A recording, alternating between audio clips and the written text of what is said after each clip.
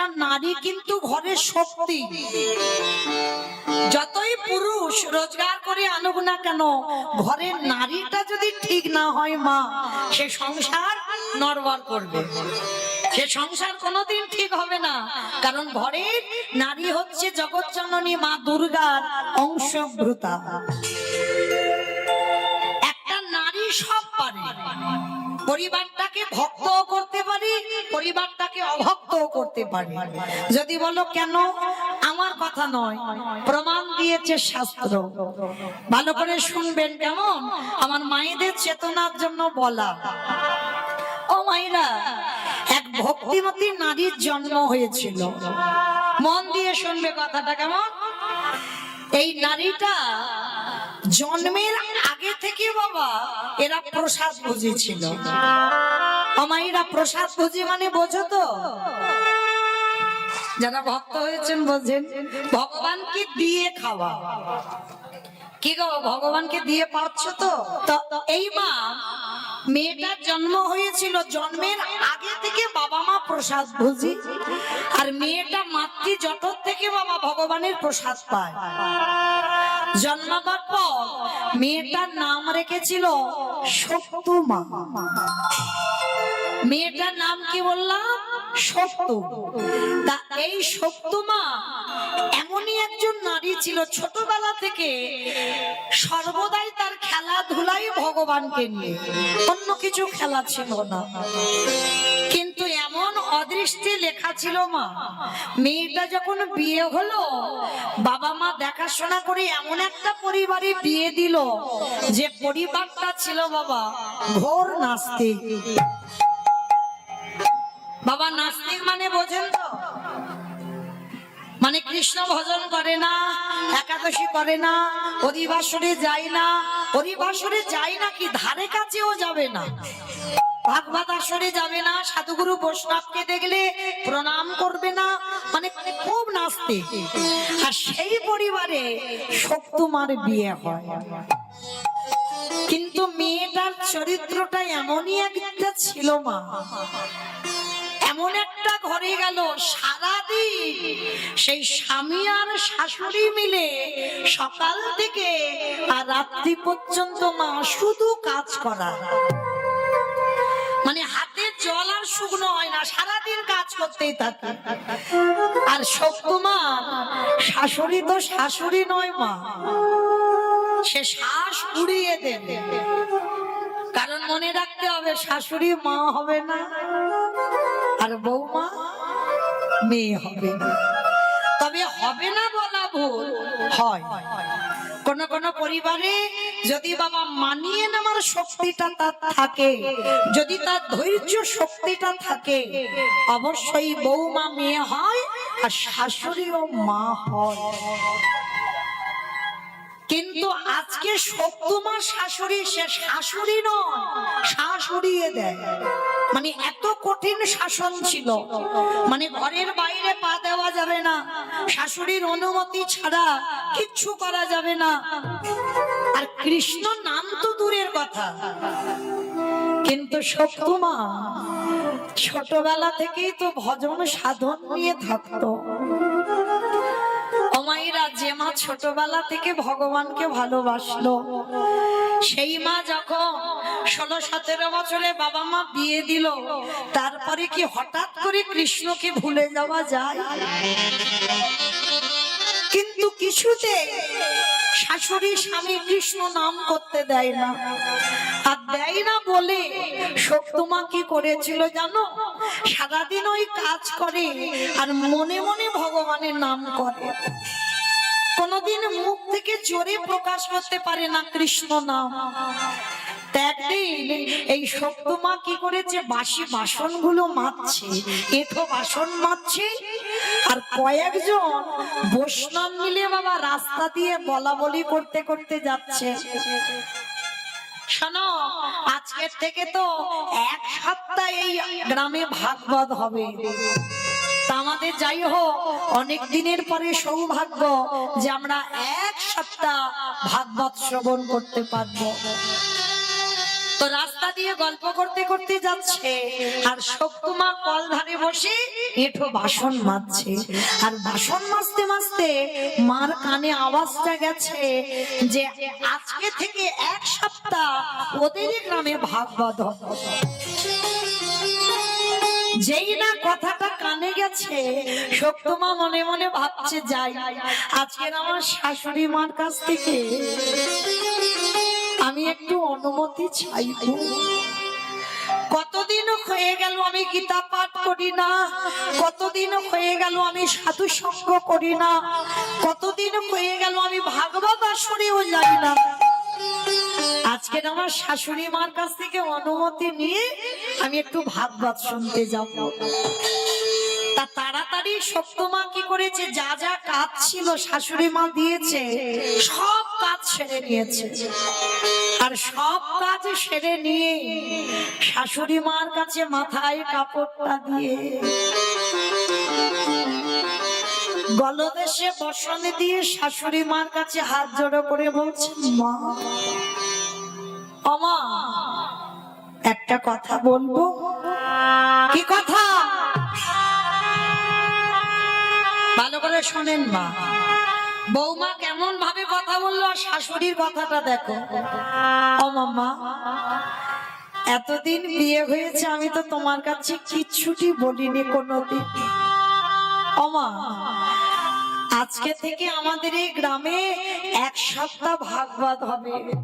মা, কতদিন হয়ে গেল আমি গীতা ভাগবত কিচ্ছু শ্রবণ করিনি। ও মা, আমি যা যা কাজ আমি সব করে রেখেছি। ও মামা, তুমি আমার একটু অনুমতি দাও না, আমি একটু ভাগবত শুনতে যাব। যেই না বৌমা বলা, শাশুড়ি মা বলে বলেন, অপদার্থ, তোর এত বড় স্পর্ধা, তুই আমার বাড়ির বউ হয়ে তুই ভাগবত আসরে যাবি? এটা কখনো হতে পারে না। আর দাঁড়া, তোর যখন মনে এই ভাবনাটা এসেছে, আমি এক্ষুনি আমার ছেলেকে বলবো। সত্যমায়ের স্বামীকে যাই না বলল, শাশুড়ি আর স্বামী দুজনে মিলে সত্যমাকে বেত্রাঘাত করছে। দূর হয়ে যা, বেরিয়ে যা, দূর হয়ে যা, গিরিধর।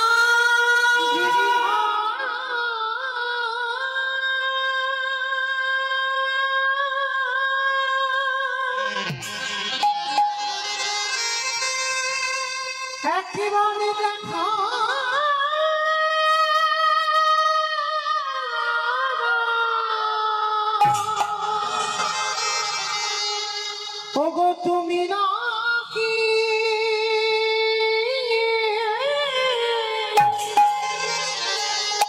ভকেতে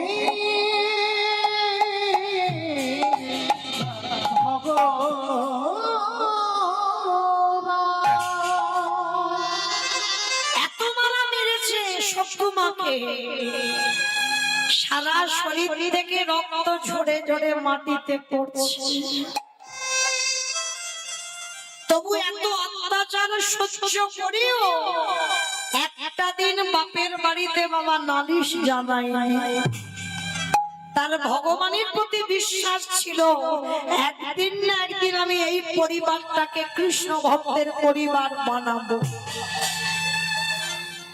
এত মারা মেরেছে মেয়েটাকে, ঘরের ভিতরে দরজা বন্ধ করে রেখেছে, যদি বউ চলে যায় ভাগবত আসরে। আর দরজা বন্ধ করে নয়ন জলে কাঁদি আর বলে, গিরিধর, আমি তোমার কাছে কি এমন অন্যায় করেছি গো, যার জন্য তুমি আমার শাশুড়ি আমায় মারলো, আমার স্বামী আমায় মারলো। মারো, জ্বালা দাও, যন্ত্রণা দাও, কিন্তু সহ্য করবার মতো ক্ষমতাটুকু তুমি দিও।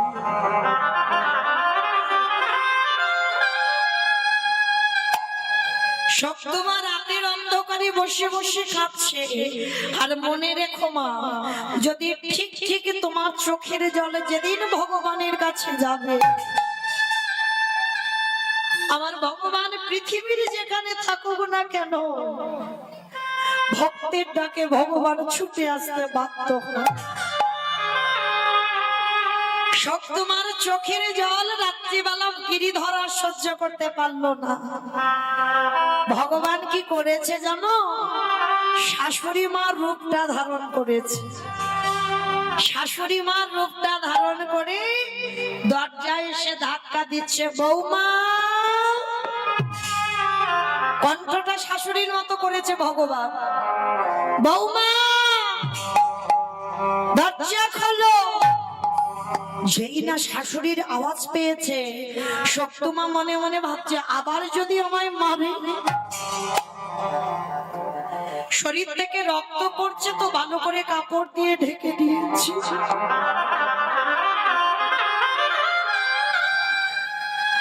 দরজা খুলে দিয়েছে, আর দরজা খুলে দিতে ভগবান শাশুড়ি সেজে সত্যমায়ের মাথাতে সবে হাতটা বুলিয়েছে। আর যেই না মাথাতে হাতটা বুলিয়েছে, এই যে সকালবেলা এত মারা মেরেছে বাবা, সব জ্বালা যেমন নিমিষে জুড়িয়ে গেল। আর কোনো জ্বালা, কোনো কষ্ট, ব্যথা বেদনা নেই। ভগবান শাশুড়ি হয়ে বলছে, কি রে সকালবেলা আমি মেরেছি, ব্যথা লেগেছে? মাথাটা নিচু করে কাঁদছে শুকু। না মা, লাগেনি। লাগেনি বললে হবে? আমি মেরেছি, আমি জানি না তোর কত লেগেছে।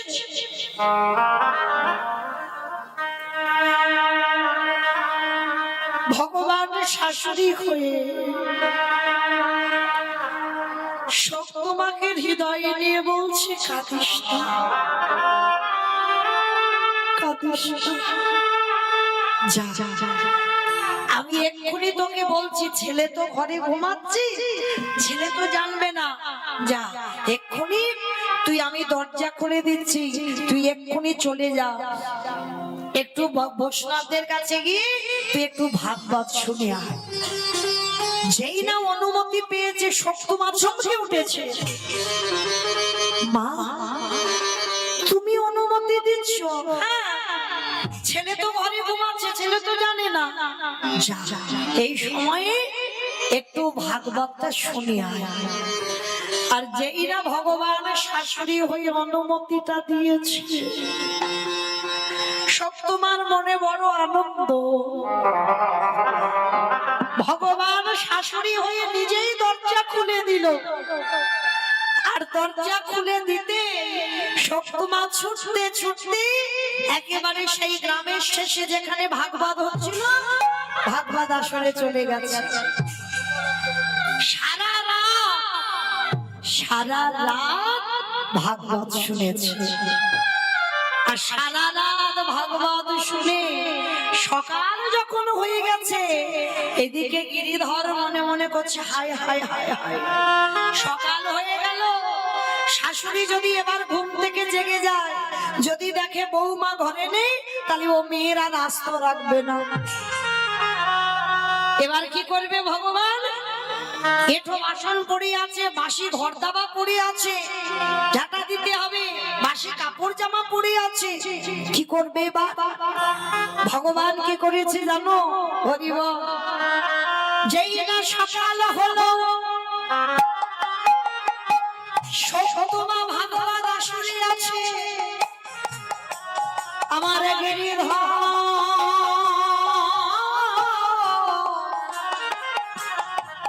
ওই সত্যমায়ের হয়ে এঠো বাসন ভগবান নিজের হাতে ধুয়ে মেজে দিল।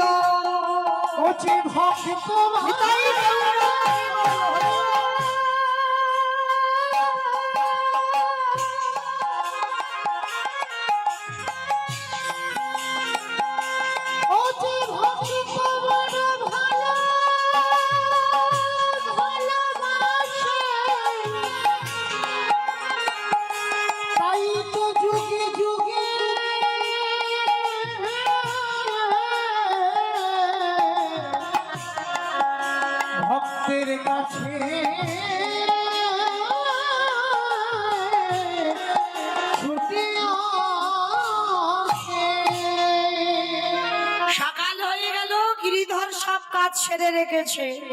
আর এদিকে শক্তিমাকে শাশুড়ি মা হয়ে তো বলেই দিয়েছিল ভগবান, যা ভাগবত শুনে আসবার সময় আমার প্রসাদী নিয়ে আসবে। আর শক্তিমা ওই প্রসাদটা নিতেই বাবা সকাল হয়ে গেছে। আর ওই সকালে যেই না হয়েছে, শক্তিমা ছুটতে ছুটতে বাড়িতে আসছে। আর এদিকে শাশুড়ি মা সকালবেলা গিয়ে দেখছে বৌমা দরজা খোলা। ছি ছি ছি ছি ছি ছি ছি। আমার অনুমতি ছাড়া ও মেয়ে ভাগবত আসরে চলে গেল।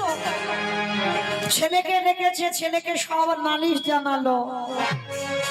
বৌমা ঘরে ঢুকলেই ওকে আবার মারবে। ভগবানের লীলাটা দেখেন কেমন। মা শাশুড়ি মা বেতের বাড়ি নিয়ে দরজার ধারে বসে আছে।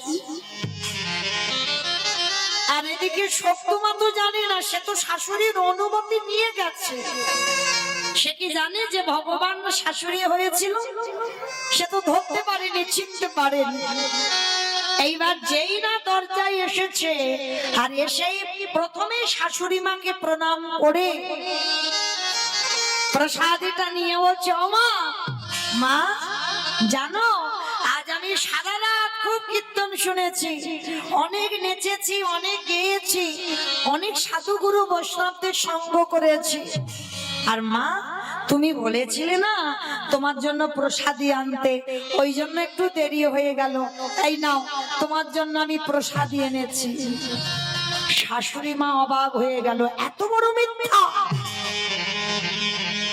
আমি তোকে যেতে দেব না বলে আমি আমার ছেলে দুজনে মিলে তোকে মারলাম, তবু তুই এত টাকাতে তুই আমার কথা অবাধ্য করে চলে গেলি।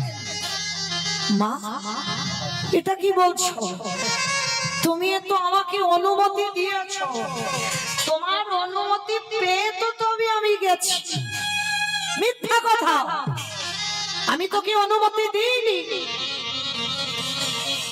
এইবার ছেলে এসে বলছে, তবে রে পাপিষ্ঠা নারী, সারা রাত গিয়ে ওই ভাগবত আসরে নেচেছিস, গেয়েছিস, দেখাচ্ছি তোর মজা। শাশুড়ি স্বামী দুজনে মিলে আবার সকালবেলা বেত্রাঘাত, বেরিয়ে যা, দূর হয়ে যা, বেরিয়ে যা। গিরিধাম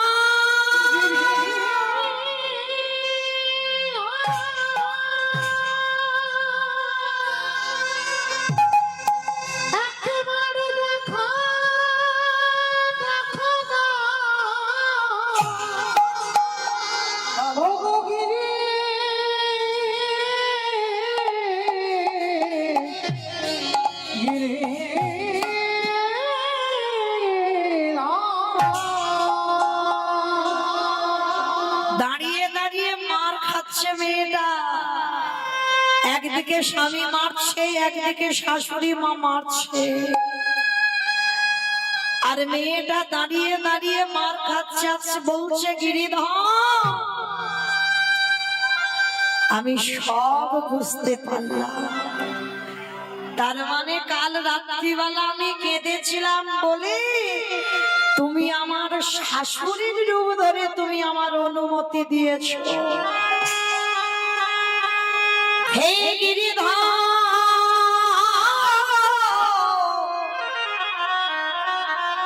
সেই যদি তুমি আমায় দর্শন দিলে,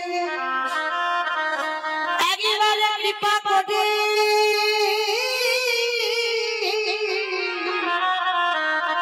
কৃপা করে একেবারে সবার সামনে তুমি বাঁশি নিয়ে দাদা দে।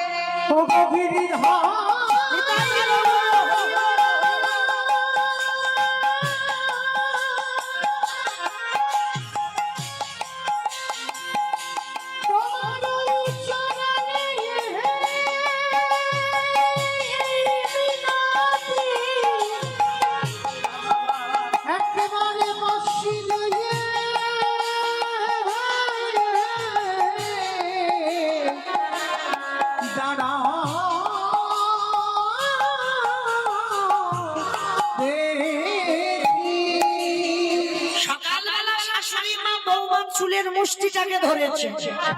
এই মেয়ে, এঠো বাসনগুলো কে মাজবে, কাপড় জামা কে ধোবে, বাসি ঘর বাড়িকে পরিষ্কার করবে। চুলের মুষ্টিটা ধরে যেই না যেখানে কলধারে এঠো বাসন থাকে, যেই না চুলের মুষ্টিটা ধরে নিয়ে গেল, গিয়ে দেখলো মা এঠো বাসন পড়ে নাই। সেই বাসনে যেন কে মেজে ধুয়ে পরিষ্কার করে রেখেছে। ঘর বাড়ি বিছানা পরিষ্কার, জামা কাপড় ধুয়ে মেলে দিয়েছে, ঘর বাড়ি মুছে দিয়েছে। শাশুড়ি মা চমকে উঠেছে, এটা কি করে হয়, এটা কি করে সম্ভব? আমি তো কাজ করিনি, আমার ছেলে করেনি, তাহলে করলো কে? আর জানতে বাকি হয় মা, কাজগুলো কে করতে পারে? সত্যমা বসে বসে কাঁদছে আর বলছে, গিরিধর তুমি আমাকে মার খাইয়েছ, খাওয়া আমার এতটুকু কষ্ট না, কিন্তু সেই যখন তুমি এই বাড়িতে এসেছো, তাহলে আমার শাশুড়িকে কৃপা করো, একবার আমার স্বামীর মন মতি যেন তোমার রাতুল চরণে চলে যায়। কি গো, যে স্বামী নাস্তিক, যে শাশুড়ি নাস্তিক ছিল, তাদের আজকের দুর্দশা কেমন দেখো। প্রভু, তুমি যদি মনে করো পৃথিবীটাকে একটা সেকেন্ডে লয় প্রলয় করে দিতে পারো, তোমার ইচ্ছাতে মরা গাছে ফুল ফোটে, তোমার ইচ্ছাতে শুকনো গানে উজান বয়, তাহলে তুমি যদি মনে করো আমার পরিবারটাকে তুমি কৃষ্ণ ভক্তের পরিবার করতে পারো না? এরা তো তোমায় ভালোবাসে না, তাহলে এমন কিছু করো যাতে এরা আজকে থেকে তোমায় সাক্ষাতে দেখে ভালোবাসে। গিরিধর মনে মনে চিন্তা করলো, আর মেয়েটাকে কষ্ট দেব না। এইবার বাঁকা করে, বাঁকা হাতে আমার কালো শশী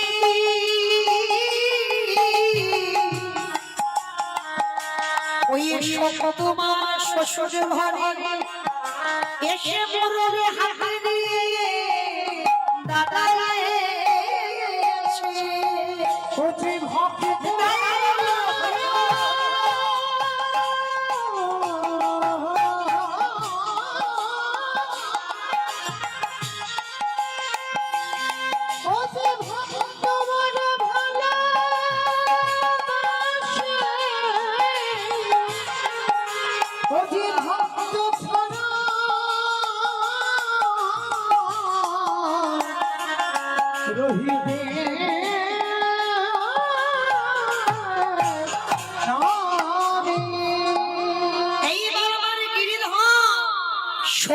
মায়ের পাশে গিয়ে মাসিটা ধরে দাঁড়িয়েছে।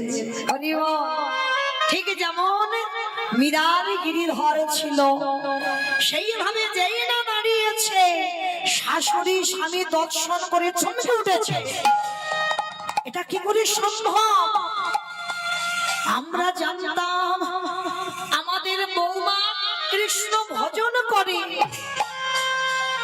কিন্তু এমন সাধিকা আমরা জানতাম না। শাশুড়ি স্বামী দুজনেই চরণে আছা রেখে বলল, বৌমা ক্ষমা করে দাও, আমি চিনতে পারিনি তুমি আমার ঘরে কে। স্বামী করজোর করে বলল, সত্যি আমি এতদিন তোমার উপরে অনেক অত্যাচার করলাম, তুমি কৃপা করে আমায় ক্ষমা করে দিও। আর আজকে থেকে আমরা মা ছেলে দুজনে কথা দিলাম, কৃষ্ণ চরণ ছাড়া আর জগতে আমরা কিছু ভাববো না। নিতাই গৌর প্রেমানন্দে। কি গো, যেই না শাশুড়ি স্বামী দেখলো মীরার মতো সত্যমা গিরিধারীর পাশে, কি গো মায়েরা, হয় না? কলি যুগেও হয়, ভালোবাসার মতো যদি বাঁচতে পারো, ডাকার মতো যদি ডাকতে পারো, তাহলে ভগবানও মীরার মতো তোমার পাশেই এসে দাঁড়াবে। শুধু রাধা রানীর একার তো প্রাণনাথ নয়, মীরারও গিরিধর ছিল। আর এই প্রেমটার নাম হচ্ছে মধুর প্রেম। স্বামী ছিল, সংসার ছিল, শাশুড়ি ননদি সব ছিল, কিন্তু স্বামীর জায়গাটাতে রেখে দিয়েছিল গিরিধরকে, মীরাবাই। তো এই মীরা বাইজি কিন্তু নয় মা। এই মীরার কথা আমরা বলছি, অনেকে বলে মীরা বাইজি না, মীরা বাইজি কখনো নয়। মীরা ভজনের সাধিকা। মীরার মুখের ভজন শুনবে বলে মুসলমান আকবর এসেছিল। আর এসে বাবা ছদ্মবেশে, মানে হিন্দুদের মতো সেজে এসেছিল। কারণ মীরা যখন ওই ভজন করতে বসতো, আর ভজন করতে যখন বসতো, এত সুন্দর কণ্ঠ, মুসলমান ছুটে এসেছিল।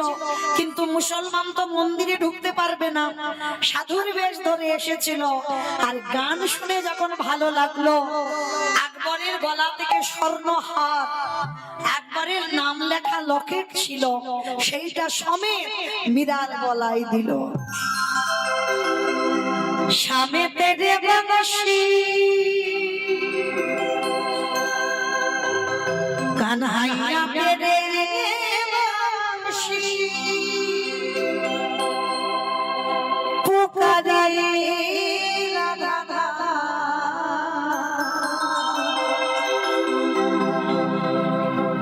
লোক করে কেউ রাধা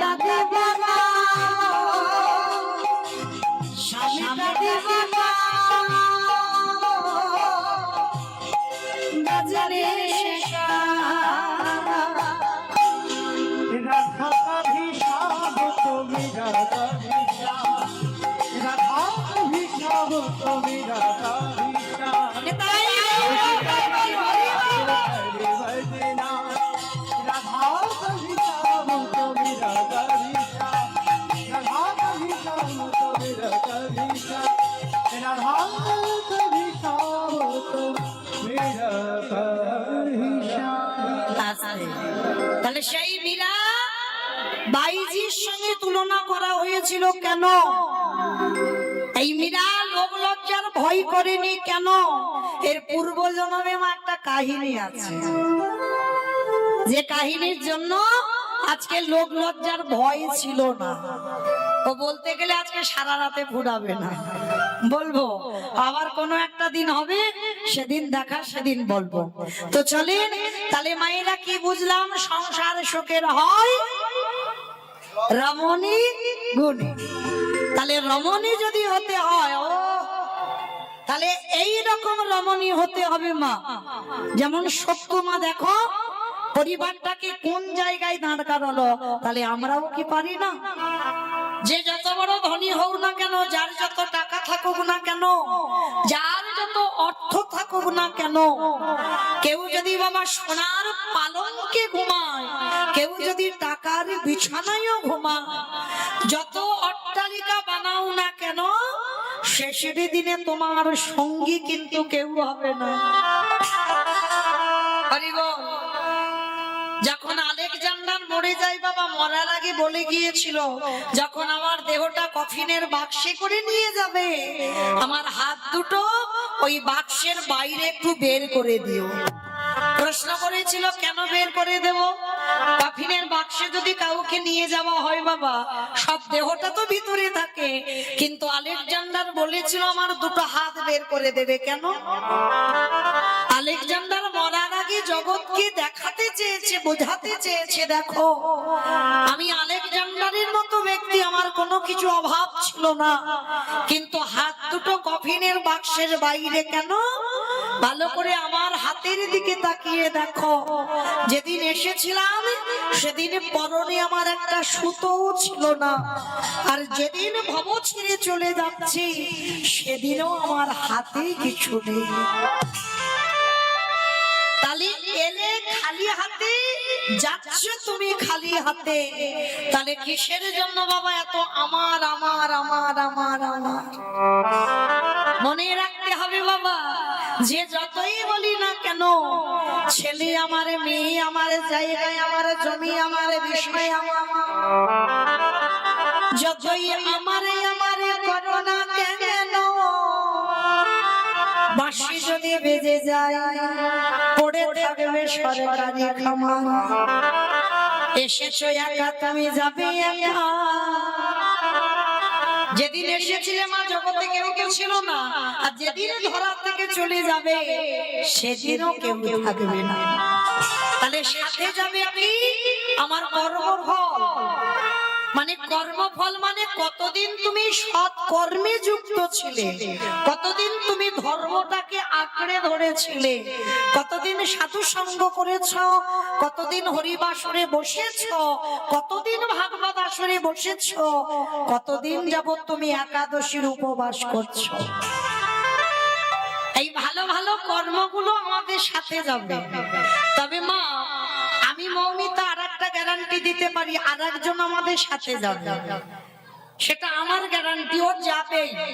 তবে জানি না আপনাদের এই বইটাতে নিয়ম আছে কিনা, তবে আমার ডায়মন্ড হারবার এলাকায় নিয়ম আছে মা, মানুষ মরে গেলে সাথে কিছু দাও বা না দাও, দুটো জিনিস তাকে ভাড়া করতে হবে, একটা হলো খোল আর একটা হলো করতাল। কি গো মাইরা, তোমাদের এই বইটাতে হয়তো মানুষ মরে গেলে খোল করতাল বাজে তো? তাহলে এই জায়গাটা একটু ভালো করে ভাবেন বাবা। যখন আমরা দুর্গা পূজা করি, কালী পূজা করি, লক্ষ্মী পূজা, সরস্বতী পূজা, যাই পূজা হোক না কেন, যেদিন বিসর্জন হয় সেদিন তো বড় বড় ডিজে ডিজে বাজে। কি বাবা, তোমাদের বইটাতে বাজে তো? এখানেও হয়? যাক বাবা, আমি ভাবলাম বোধহয় আমার ডায়মন্ডেই শুধু হয়। তার মানে এমন বিসর্জনের দিন মা ধুম ধাড়াক্কা বাজনা বাজবে যেন হার্ট এক্ষুনি ব্লক হয়ে গেল। মানে অসুস্থ মানুষ যদি থাকে বাবা, এমন বাজনা বাজবে সে এক্ষুনি হার্ট অ্যাটাক করবে বিসর্জনের দিন। তাহলে এই জায়গাটাই একটু অনুভব করেন, সেটাও তো মা। তাহলে মাকে যখন জলে ফেলতে যাচ্ছ তখন নাচানাচি করে গেলে, লরিতে করে ডিজে বাজিয়ে গেলে, আর যেদিন আমাদের দেহ বিসর্জন হবে সেদিনকে একটা লরিতে করে ডিজে বাজালে হতো না? কি মা, হওয়াতে হতো? তাহলে হওয়াচ্ছে না কেন? এই জায়গায় চৈতন্য মহাপ্রভু শিক্ষা দিলেন, ওরে কলির জি ভালো করে পিছনের দিকে তাকিয়ে দেয়। যেদিন এসেছিলিস সে সাথে কেউ ছিল না, আর যেদিন যাচ্ছিস তোর সাথে যাচ্ছে কে কর্মফল। তাহলে চলেন, যদি আঁকড়ে ধরতে হয় মা, সকাল সকাল গোবিন্দ চরণটা ধরো। কারণ জগতে যা যা কিছু দেখছো মা, সব অনিত্য বস্তু, আর নিত্য বস্তু যদি থাকতে হয় আমার গৌর গোবিন্দ চরণ। তাহলে চলো আছে সবাই আমরা গুরু চরণ আশ্রয় করি। আমরা কিছুক্ষণের জন্য যাব মা শ্রীধাম, নদিয়া, নবদ্বীপ ধাম। কি মাইরা সবাই নদিয়ায় যাবে তো? সবাই যাবে? তা সবাই যদি চলে যায় কীর্তন হবে কাকে নিয়ে? কি গো সবাই বলছে চলে যাব, তাহলে কীর্তন হবে কাকে নিয়ে? কি গো ভক্ত না থাকলে কি কীর্তন হয়? আগে তো ভক্ত লাগে। তাহলে কেউ যাব না। এই রাত কত বাজে এখন? 10টা, 10:30 নিশ্চয়ই হয়েছে। তাহলে এই রাত্রিবেলা এক্ষুনি যদি তোমার ছেলে বৌমার অর্ডার না পাও, তোমার স্বামীর যদি অনুমতি না পাও, তুমি কি যেতে পারবে নবদ্বীপ? পারবে না তো। কিন্তু একজনকে কোনো কৈফিয়ত দিতে হয় না, কোনো অনুমতি নিতে হয় না। বলো তোমার সে কে? মন। যত তুমি বাইকে তাড়াতাড়ি যাও না কেন, তোমার মনের থেকে দ্রুত কেউ নয়। পৃথিবীতে যত যানবাহন আছে বাবা, মনের থেকে তাড়াতাড়ি কেউ যেতে পারবে না। তাহলে থাক দেহগুলো সব ছেলেপুলে মানুষ করুক, স্বামী সেবা করুক, আর আমাদের মনগুলো নিয়ে যাব সেই সুরধনী গঙ্গার তীরে। কেমন? আর সুরধনী গঙ্গার তীরে গিয়ে দেখবো সত্যতে নারায়ণ, ত্রেতাতে রাম, দাপরে কৃষ্ণ, আর কলিতে হলো গৌরাঙ্গ। আর যেদিন কৃষ্ণ কলিযুগে গৌর হয়ে এলো, সেদিন নদিয়ার অবস্থাটা কেমন জানো? নদিয়ার ভাবটা কেমন? আজ নদিয়া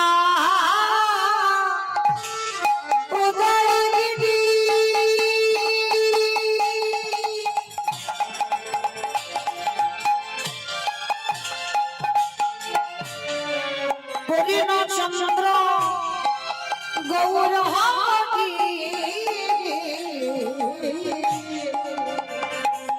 আজ নদিয়া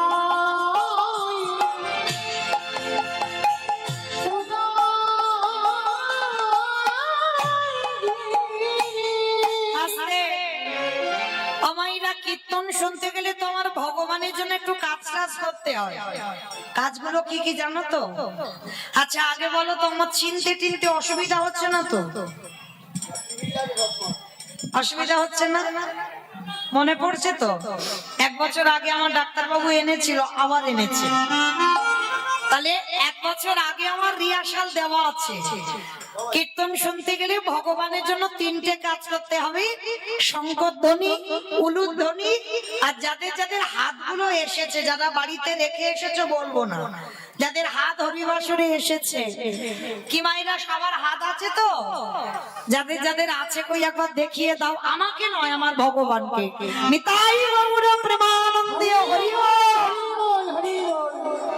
বাহ, তোমাইরা মাঝে মাঝে হাতগুলো ধসে ধসে যাচ্ছে কেন? এই ধসা রোগ ভালো নয়। আমার নাম মৌমিতা ঘোষ, আমার পদে পদে দোষ। এসেছি যখন হাত তুলিয়ে তবে আমি ডায়মন্ড হারবারে ফিরবো, নাহলে ফিরবো। তো চলো দেখি মাইরা একটু উলুধ্বনি দাও তো দেখি একবার। আজ নদী গা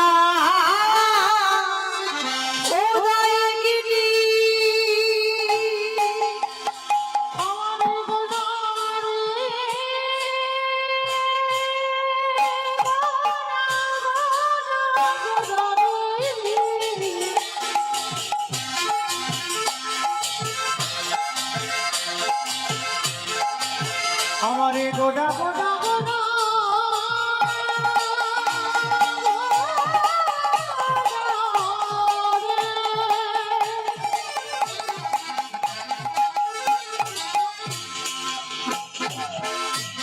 ওই নদী আর চাঁদ গোড়া গোড়া নিতাই গৌর আমার গোড়া দিয়ে হইল গোড়া রে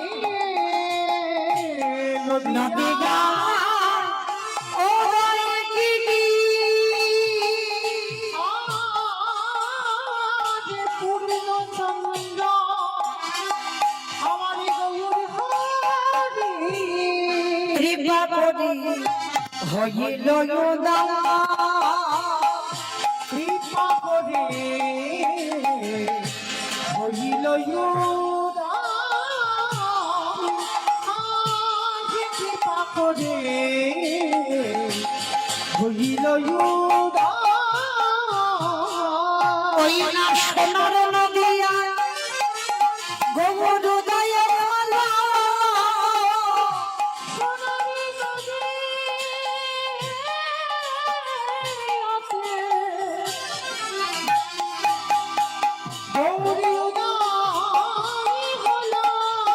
ওই না রাধে দয়া করো বলে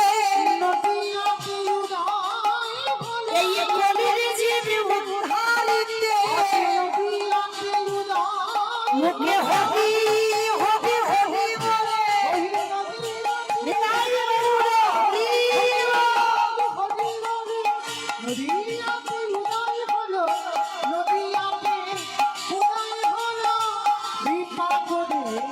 হরি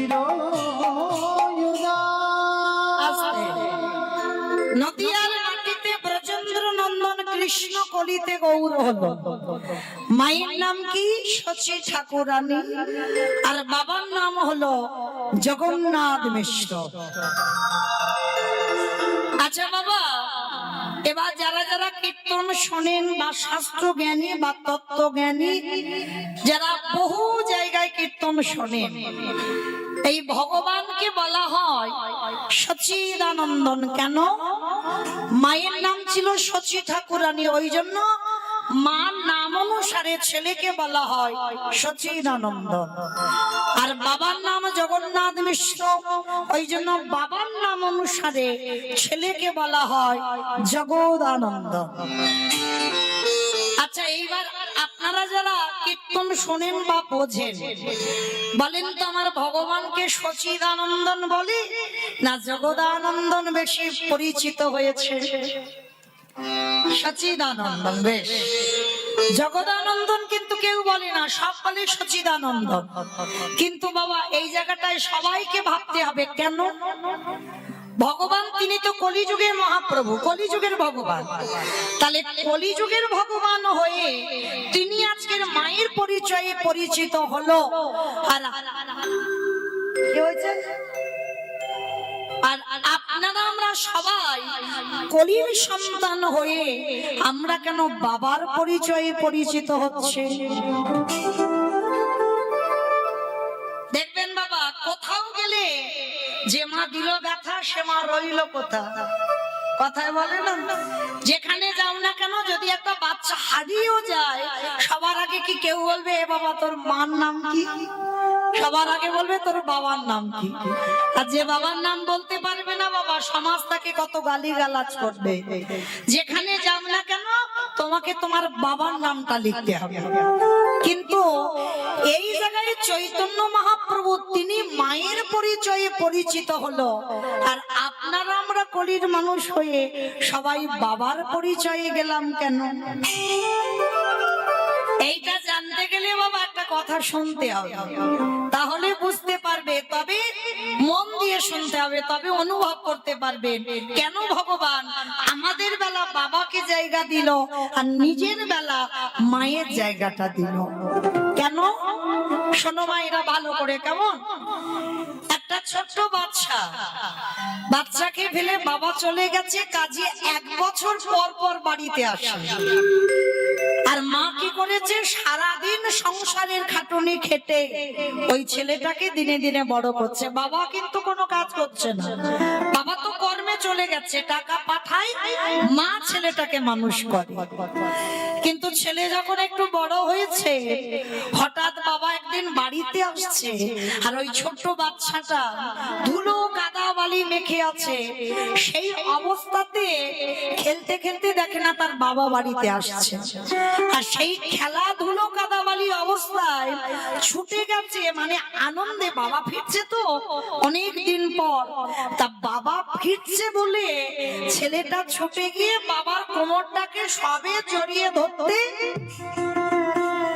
ছোট বাচ্চারা যেমন করে, বাবার কোমর জড়িয়ে ধরতে যাবে, তো বাবা কি করেছে, ছেলের হাতটা ধরে বলছে, আরে দাঁড়া দাঁড়া দাঁড়া দাঁড়া দাঁড়া, ছি ছি ছি ছি ছি, এই ধুলো কাদা বালি মেখে আছিস আর আমার দামি জামা কাপড়। ধরো বাবা কথায় কথায় বলছি, হয়তো দিল্লি বোম্বে থেকে ফিরছে, ফ্লাইটে করে ফিরেছে, ভালো দামি জামা কাপড় পরে আছে, আর ধুলো কাদা বালি গ্রামে ফিরছে। আর সেই বাচ্চাটা যদি ধুলো কাদা বালি নিয়ে বাবার কোলে ওঠে, বাবার দামি শার্ট নষ্ট হয়ে যাবে না? ছেলের হাতটা ধরে বলছে, দাঁড়া, আমি কোলে এখন নিতে পারবো না, মায়ের কাছে যা, মা যদি পরিষ্কার করে দেয় তারপরে আমি তোকে কোলে নিয়ে ঘুরতে যাব। ভালো করে মন দিয়ে শুনবে কেমন? তার ছেলেটাকে যেই না বকা দিয়েছে বাবা, অনেক আনন্দ করে গিয়েছিল তো বাবার কোলে উঠবে বলে, তা বাবা যেই না হাতটা ধরে সরিয়ে দিয়েছে, ছেলেটা কাঁদতে কাঁদতে মার কাছে গেছে। আর মা কি করেছে, সংসারী মা তো সারাদিন খাটুনি খেটে সবে দুটো অন্ন নিয়ে বসেছে প্রসাদ পাবে, আর সবে এক গ্লাস দেবে, ছেলেটা দরজায় গিয়ে ডাকছে, মা। সবে মুখে তুলেছে, এখনো দেয়নি। যেই না মা বলেছে, মা তাড়াতাড়ি করে ওই অন্যের থালাটা সরিয়ে রেখে উঠে গিয়ে দেখছে ছেলে দাঁড়িয়ে দাঁড়িয়ে দরজায় কাঁদছে।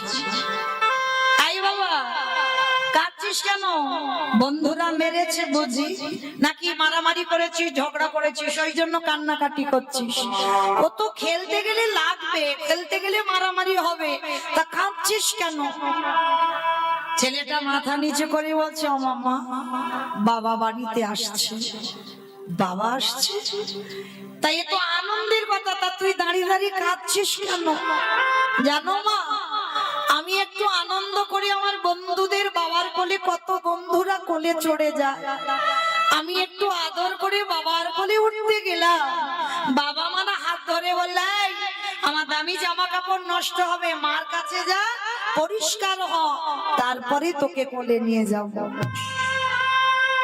মা যেই কথাটা শুনেছে না, সেই ধুলো কাদাবালি মেখে আছে ছেলে মার হৃদয়ে তুলে নিয়ে। মা বিচার করেনি যে ছেলে নোংরা মেখে আছে, বুকে তুলে নিয়েছে, নাক দিয়ে সর্দি ধরছে, মা নিজের আঁচলটা দিয়ে মুছিয়ে দিয়েছে।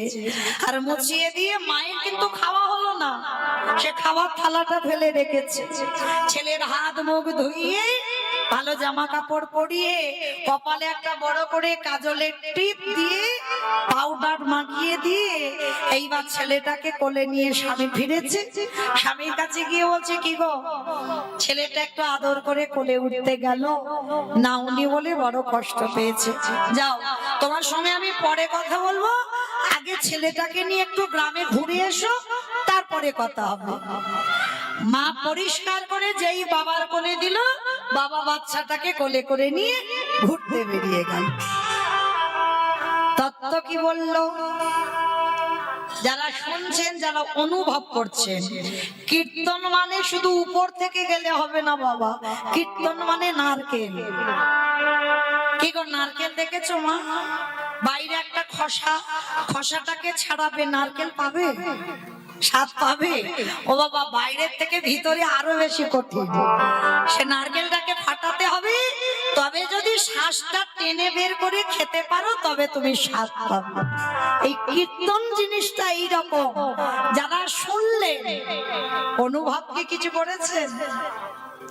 করেননি। তাহলে আমি বলে দিই, বাবা হলো ভগবান, যে যার ঘরের বাবা হলো ভগবান, আরে মা হলো গুরু রূপী। ওই মা গুরুর কাছে যতক্ষণ না পরিষ্কার হবে, পরমাত্মা রূপী ভগবান কোনোদিনে তোমার কোলে ধরতে পারবে না। যে যাই জায়গায় ছুটোছুটি করো না কেন, তুমি সরাসরি ভগবানের কৃপা পেতে পারো না, সরাসরি তুমি ভগবানের কোলে উঠতে পারো না। ওই গুরু রূপী মার কাছে যাও, ওই মা যদি তোমার পরিষ্কার করে দেয়, আরে বাবার কোলে যদি তুলে দেয়, তবে বিশ্ব পিতা রূপী ভগবান তোমার কোলে নিয়ে ঘুরতে যাবে। এটা হলো একটা তথ্য। আর একটা তথ্য কি, ভালো করে ভাবেন। ভগবান চিন্তা করলো, বাবা ছেলে নোংরা মেখে আছে বলে কোলে নিল না, কিন্তু মা কিন্তু বিচার করছে না। মা ভালোবাসে, বাবা ভালোবাসে, কিন্তু দুজনের ভালোবাসা তফাৎ। কেউ রেগে যাও আর চটে যাও, যাই করো না কেন বাবা, এটা বাস্তব। মা ভালোবাসে, বাবা ভালোবাসে, দুজনে ভালোবাসে, কিন্তু তফাৎ কিরকম? বাবার ভালোবাসা হলো একটু ঐশ্বর্যে, আর মায়ের ভালোবাসা হলো একটু মাধুর্যে। তাই তো মা নোংরা বিচার করলো না, কিন্তু বাবা নোংরা বিচার করলো, কাদা মেখে আছে বলে কোলে নিল না। ভগবান চিন্তা করলো, এই কলির মানুষ এরা তো সবাই নোংরা মাখাজি, সবাই নোংরা মেখে আছে। মা যারা বসে আছো, যারা দাঁড়িয়ে আছো, আমি কীর্তনিয়া সম্প্রদায়, সবাই নোংরা মেখে আছে। কিসের নোংরা? কাম কাঞ্চনে আসক্ত, বিষয়ে বিষয়ে আসক্ত। এ ছেলে আমার, মেয়ে আমার, ঘর আমার, বাড়ি আমার, গাড়ি আমার, এই আমার আমার ময়লার বসন হৃদয়ে চেপে আছে। এগুলো হচ্ছে ময়লা। তাহলে ছেলে ময়লা মেখেছিল বলে বাবা তো নিতে পারলো না। ভগবান চিন্তা করলো, আমি যদি বাবার পরিচয়ে পরিচিত হই, এই কলির ছেলে মেয়েরা এরা যে নোংরা মেখে আছে, তাহলে এদেরকে আমি কোলে নিয়ে উদ্ধার করবো কেমন করে? কিন্তু মা ধুলো বিচার করে না। তাই তো চৈতন্য মহাপ্রভু সিদ্ধান্ত দিল, আমি কলিযুগে যাব, মায়ের পরিচয়ে পরিচিত হয়ে। মা যেমন সন্তানের নোংরা ধুলো বিচার করে না, সহজে মা কোলে করে নিয়ে নেয়, ঠিক তদ্রূপ গৌরাঙ্গ মহাপ্রভু আজকের মাতৃ স্বরূপে এসেছে। এই কলির মানুষ আমরা সবাই সন্তান সম। আর মা যেমন ছেলেকে কোলে নেয়, নোংরা ধুলো বিচার করে না, আমার গৌরাঙ্গ মহাপ্রভু সচিদানন্দন গৌরাঙ্গ সুন্দর হয়ে এই কলির জীবকে উদ্ধার করিতে লাগিল।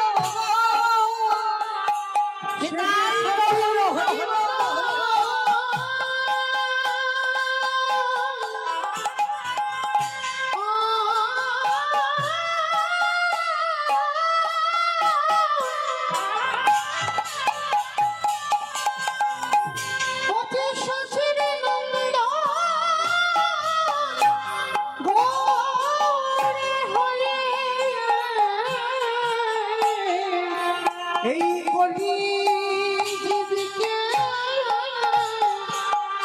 উদ্ধার করিতে আইল। তাহলে মা বুঝলাম আমরা সবাই যার জন্য ভগবান নাম নিয়েছেন সচিদানন্দ। আমরা বলি সচিদানন্দন গৌরাঙ্গ সুন্দর। আচ্ছা বলো তো মা, সংসার সুখের হয় পুরুষের গুণে, পুরুষের গুণে? রমণীর গুণে। বেশ, তাহলে এই যে বড়াই করে বলছো সংসার সুখের হয় রমণীর গুণে, অমাইরা কালকের একটা ব্রত আছে জানো তো? কতজন জানো? কই একবার হাতটা তোলো তো দেখি। জন্মাষ্টমী তো। হাই দেখো, নাকি কালকে জন্মাষ্টমী। আচ্ছা এইবার একবার দেখাও তো দেখি কারা কারা কালকের রামনবমী পালনটা করবে, কারা উপবাস করবে, একবার হাতটা তোলো। এই কটা হাত। হ্যাঁ গো, এই তো বললে সংসার সুখের হয়। আমার ভাইটি বলল পুরুষের গুণে, তোমরা হেসে উঠলে। রমণীর গুণে, এটা খনার বচন। তাহলে রমণীর গুণে যদি সংসার সুখের হয়, তাহলে হ্যাঁ গো, হাত উঠলো না কেন কালকের ব্রতের সময়? যখন বললাম কারা কারা ব্রত করবে, একটাও হাত উঠছে না। কয়েকটা হাত উঠেছে, কেন হাত উঠছে না কেন? একটা কথা মনে রাখবে, আমরা হিন্দু ধর্মের মানুষ, আমরা সনাতন ধর্মের মানুষ। যেমন দুটো ছেলের জন্মতিথি পালন করতেই হবে, একটা হলো জন্মাষ্টমী আর একটা হলো রামচন্দ্রের আবির্ভাব তিথি। এই দুটো ব্রত পালন করতে হবে। তো মায়েরা যারা যারা বসেছো, ভালোই হয়েছে আজকে যখন আপনাদের সঙ্গে আমার দেখা হলো। মানবেন না মানবেন আপনাদের ব্যক্তিগত ব্যাপার, কিন্তু আমার বলার জায়গা দিয়েছেন, আমি একটু বলবো। বিশেষ করে কালকের ব্রতটা পালন করবেন। কেন জানো? আমি বলে যাচ্ছি, যারা যারা করেন তাদের চরণে তো দণ্ডবত, আর যারা করেন না, বেশিক্ষণ নয়, অন্তত বেলা 12টা পর্যন্ত ব্রতটা পালন করব। সারা দিন রাত করতে হবে না। যেমন আমাদের গুরু মহারাজদের আদেশ আমাদের একাদশীর মতো পালন করতে হবে। আর আপনারা সংসারী মানুষ, তো অবশ্যই মনে রাখবে 12টা পর্যন্ত, বেশিক্ষণ নয়। অনেক অনেক মানুষ তো বাবা আমরা 8টা 9টার সময় ঘুম থেকে উঠি, আর ওইটুকু টাইম একটু আগিয়ে দিতে পারি না। চেষ্টা করবেন কালকের অবশ্যই আমার রামচন্দ্রের আবির্ভাব তিথি আমাদের পালন করতে হবে। আর কেউ যেন ভেবো না বাবা এখন তো আমার রামচন্দ্রের নাম করা নিষিদ্ধ হয়ে গেছে, কেন এইসব রাজনীতি হচ্ছে না? অপরাধ নেবেন না বাবা, আমি বলতে চাইলাম না, এই জন্য বললাম রামচন্দ্রকে এই রাজনীতি আনবে কেন? আমরা হিন্দু ধর্মের মানুষ, আমরা সনাতন ধর্মের মানুষ। রামচন্দ্র ত্রেতা যুগের ভগবান, আর ত্রেতা যুগের ভগবান হয়ে আমরা ভগবানের আরাধনা করব, এতে তো বাবা কারো রাগারাগি হওয়ার কথা নয়। তো অবশ্যই করে মা আমি যাদের বলে গেলাম অবশ্যই রামচন্দ্রের ব্রত পালন করবেন। আচ্ছা কালকে কতজন 12টা পর্যন্ত পালন করবে একবার একবার দেখাও তো হাতটা তুলে। এতজন করবে? বাহ, আজ আমার কীর্তন গাওয়া সার্থকতা হয়ে গেল বাবা। কারণ রামচন্দ্রের জন্ম নয় মা, কেউ যদি আমরা বলি জন্ম, ভগবান জন্ম নেয় না, ভগবান আবির্ভাব হয়। হ্যাঁ, যেমন পঞ্জিকাতে লেখা হয় দেখবেন কৃষ্ণের জন্মাষ্টমী, দেখো ভগবান জন্ম নেয়। আমাদের বৈষ্ণব তালিকাতে লেখা হয় ভগবান কৃষ্ণের আবির্ভাব তিথি। মানে কথাটা বলতে হবে বাবা, একটু ভেবে বলতে হবে। তো অবশ্যই যারা করবেন, কারণ কালকে দুপুর 12টার সময় রামচন্দ্রের আবির্ভাব হয়েছিল, আর তার 2 ঘন্টা পরে ভরতের জন্ম হয়েছিল, আর তার 2 দিন পরে লক্ষ্মণ আর শত্রুঘ্নর জন্ম হয়েছিল। কেমন? তাহলে অবশ্যই করে পালন করছেন। আর এই যে কেন বললাম বাবা পালন করতে, কেন জানো? একটা নারী পারে কিন্তু সংসারটাকে কৃষ্ণ ভক্তের সংসার করতে। কারণ আমরা ভুলে গেলে হবে না, যেদিন মাতৃ জঠরে কেঁদেছিলাম সেদিন তো বলেছিলাম আমরা জগতে গিয়ে কৃষ্ণ দাস হব। তাহলে কেন ভুলে যাচ্ছি? আমরা সবাই মায়ার দাস হয়ে আমরা কৃষ্ণ দাস, সেটা ভুলে গেলাম। তাই